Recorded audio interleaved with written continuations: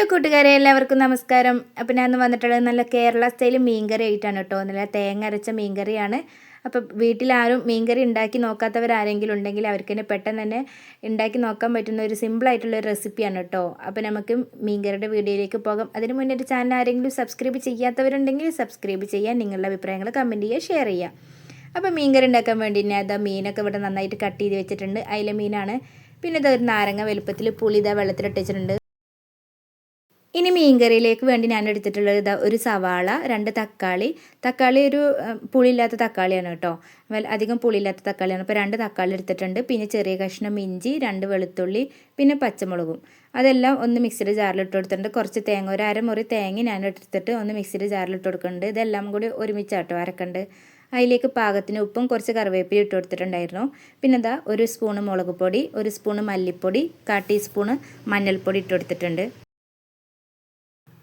എല്ലാം ഇട്ട് കൊടുത്തതിന് ശേഷം ഞാനത് മിക്സിയുടെ ജാറിലേക്ക് ഞാനിത് കുറച്ച് വെള്ളം ഒഴിച്ച് കൊടുക്കുന്നുണ്ട്. കുറച്ച് പറഞ്ഞാൽ ഞാൻ പാകത്തിന് വെള്ളമായിട്ട് ഒഴിച്ച് കൊടുക്കണുള്ളൂ. കാരണം മീൻകറി നല്ല കട്ടിക്ക് വേണമല്ലോ. അപ്പോൾ വെള്ളം ഓവറാവാൻ പാടില്ല. കുറച്ച് പാകത്തിന് മാത്രം വെള്ളം ഒഴിച്ച് കൊടുത്തതിന് ശേഷം ഇതൊന്ന് നന്നായി പേസ്റ്റ് രൂപത്തിലൊന്ന് അരച്ചെടുക്കണം.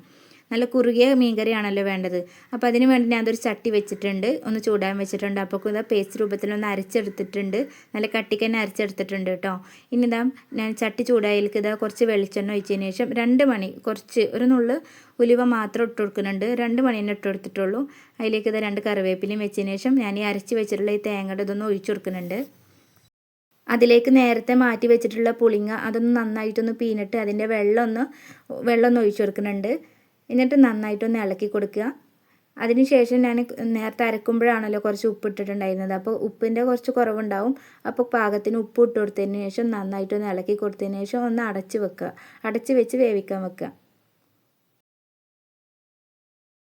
കുറച്ച് കഴിഞ്ഞ് തുറന്ന് നോക്കുമ്പോൾ ഇത് നന്നായിട്ട് മീൻകറിയൊക്കെ നല്ല കട്ടിക്ക് നല്ല കുറുകിയിട്ട് വന്നിട്ടുണ്ട്, നല്ല തിളച്ച് വന്നിട്ടുണ്ട്. അപ്പോൾ ഇതിലേക്ക് നേരത്തെ കഴുകിയിട്ട് മാറ്റി വെച്ചിട്ടുള്ള കട്ട് ചെയ്തിട്ടുള്ള മീനൊന്ന് ഓരോന്നായിട്ട് ഇട്ട് കൊടുക്കുക. ഞാനിവിടെ അയില മീനാണ് ഇട്ട് കൊടുത്തിട്ടുള്ളത്.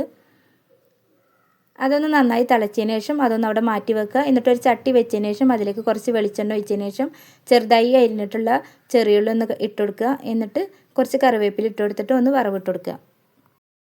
അങ്ങനെ നമ്മുടെ മീൻകറി ഇവിടെ റെഡി ആയിട്ടുണ്ട് കേട്ടോ. നല്ല കേരള സ്റ്റൈൽ മീൻകറിയാണ്, നല്ല അടിപൊളി മീൻകറിയാണ്. അപ്പോൾ ഇതുവരെ ട്രൈ ചെയ്ത് നോക്കാത്തവരുണ്ടെങ്കിൽ വീട്ടിൽ ഒട്ടും തീരെ മീൻകറി ഉണ്ടാക്കാൻ അറിയാത്ത ആർക്ക് വേണമെങ്കിലും ഉണ്ടാക്കാൻ പറ്റുന്ന, പെട്ടെന്ന് തന്നെ ഉണ്ടാക്കാൻ പറ്റുന്ന ഒരു റെസിപ്പിയാണ് കേട്ടോ. അപ്പോൾ ട്രൈ ചെയ്ത് നോക്കാത്തവരൊക്കെ ഒന്ന് ട്രൈ ചെയ്ത് നോക്കുക. നിങ്ങളുടെ ഫീഡ്ബാക്കുകളൊക്കെ ഒന്ന് കമൻറ്റ് ചെയ്യുക കേട്ടോ. അപ്പോൾ എൻ്റെ ചാനൽ അതിന് മുന്നേ സബ്സ്ക്രൈബ് ചെയ്യാത്തവരുണ്ടെങ്കിൽ ഒന്ന് സബ്സ്ക്രൈബ് ചെയ്യുക. നിങ്ങളുടെ അഭിപ്രായങ്ങളൊക്കെ കമൻറ്റ് ചെയ്യുക, ഷെയർ ചെയ്യുക, വീഡിയോ ഷെയർ ചെയ്യുക, ലൈക്ക് ചെയ്യുക. അടുത്തൊരു വീഡിയോ ആയിട്ട് കാണാം. Okay, by.